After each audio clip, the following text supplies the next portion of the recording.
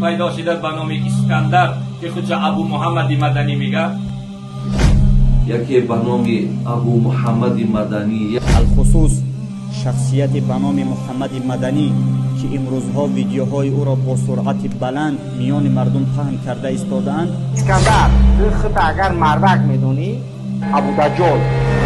ابو محمد مدنی اسکندر چی بوده است؟ من اول اقرا خلاصة الكلام الذي قال ابن جرير الطبري فيه. الله سبحانه وتعالى نقول فليحذر الذين يخالفون عن امره ان تصيبهم فتنه يصيبهم عذاب الیم.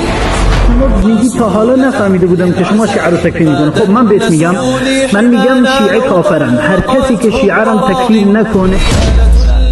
صالت فأين عهد الحواسم أبات نذود ذود القشاع أنت دقيقة اسمع، أنت تجيب في أول مرة تجيب السؤال بالشبهة.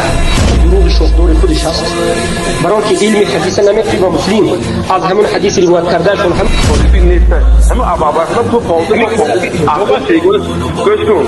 همون ابوبکر فاضل تو اخلاق تیگون نمیدونه. بیا همون بیا بیچاره دعوت میکنیم این جاهلان رو، این بیچارگان رو، این مسکین ها رو، این بیچار شده ها و مذهب جهمی رو به صفحه خودمون در ایمو به علم صفحه دعوت میکنیم. کدام روز که آماده شد بیاید و درون مردم زیاده از چند صد نفر مردم گوش میکنند. همه کانال ها رو روشن میکنیم.